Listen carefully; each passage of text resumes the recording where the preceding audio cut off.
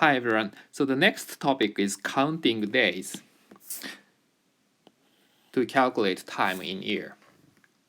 For example, the 3 months is a quarter year, but how about January 1st to March 3rd?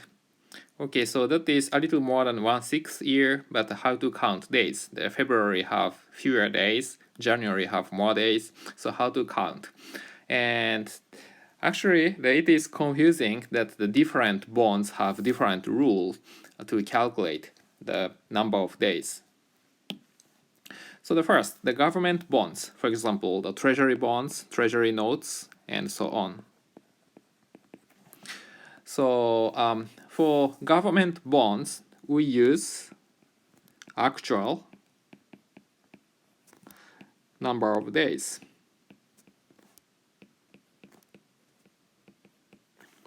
So, for example, think about the bond was issued on March 15th, say 2019.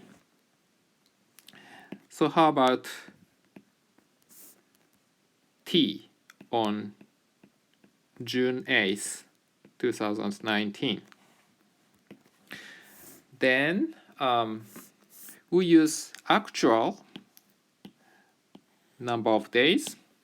So 1 year is 365 days. So T is equal to denominator 365 and the numerator. Okay, so think about March to June. So March have 31 days and April 30 days, May 31st day, and June. Anyway, so it's 30, but it doesn't matter.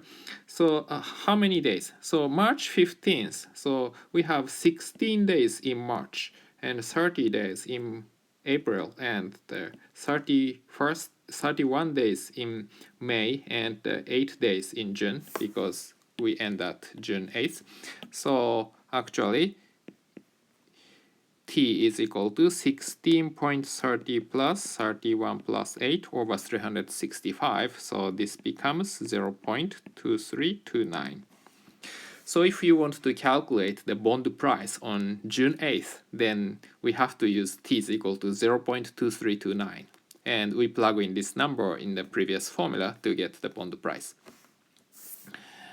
Okay, so this is T for government bonds, treasury bonds. So how about the municipal bonds and the corporate bonds? For example, the city of Detroit is issued a bond, then that is municipal. And corporate bonds can be issued by Apple, Microsoft, and so on. So usually the bonds are issued by large companies. So it may not be issued by small companies such as, I don't know, a small restaurant in Detroit. So probably no. Okay, so and actually for municipal and corporate bonds that we use somewhat simplified, maybe somewhat confusing rule of 1 month is equal to 30 days. So for example, just the same example as the last one. So think about the bond was issued on March 15th and what's T on June 8th. Then T, we use 30. So 1 year is 360 days.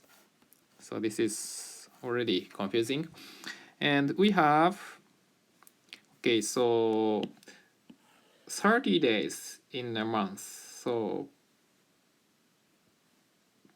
okay, so actually we have 31 days in March or May, but we count as 30. So since we start at March 15th, March, we have 15 days left, and 30 days in April, 30 days in May, and 8 days in June. So 15 plus 30 plus 30 plus 8, So this is equal to 0.2444. So this is slightly different from the previous answer. Yeah, so this 360 comes from the 12 months.